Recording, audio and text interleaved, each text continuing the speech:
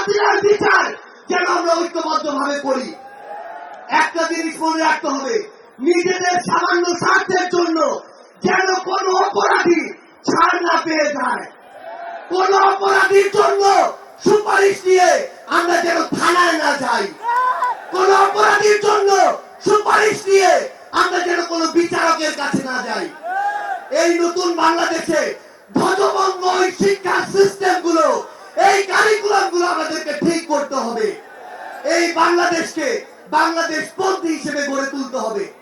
আমরা আপনাদের কাছে অনুরোধ করি, আগামী যে বাংলাদেশ আমরা স্বপ্ন দেখি, সকল রাজনৈতিক দল যদি ছোট ছোট স্বার্থগুলোকে এক পাশে রেখে ঐক্যবদ্ধ ভাবে কাজ করি, তাহলে সেগুলো আমরা বাস্তবায়ন করতে পারবো।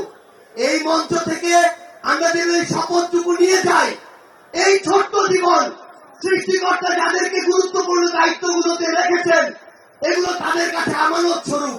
আমরা যেন এই ছোট্ট জীবনে এত বড় দায়িত্বের আমানত গুলো দয়া করে খেয়ানত না করি।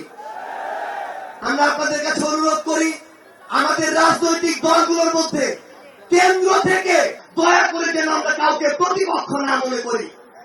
আমরা যদি যারা বড় রাজনৈতিক দল রয়েছি, সেই মানসিকতা হয়তো আমাদেরকে ধীরে ধীরে একটি স্বৈরাচারীকে দেখে যেন শিক্ষা নেই। আমরা আপনাদের কাছে অনুরোধ করি, আগামী বাংলাদেশকে আমরা ঐক্যবদ্ধ ভাবে করবো, আমরা এগিয়ে যেতে পারি, তাহলে আমাদের কাঙ্ক্ষিত বাংলাদেশ, বাংলাদেশের এই নতুন আজ যে পার্টিটি জন্ম নিতে যাচ্ছে, সেই পার্টির সাথে থাকবেন, সমর্থনে থাকবেন, দোয়ায় রাখবেন। আপনাদের সাথে আবার দেখা হবে রাজপথের সংগ্রামে অথবা বিজয়ে। ধন্যবাদ সবাইকে।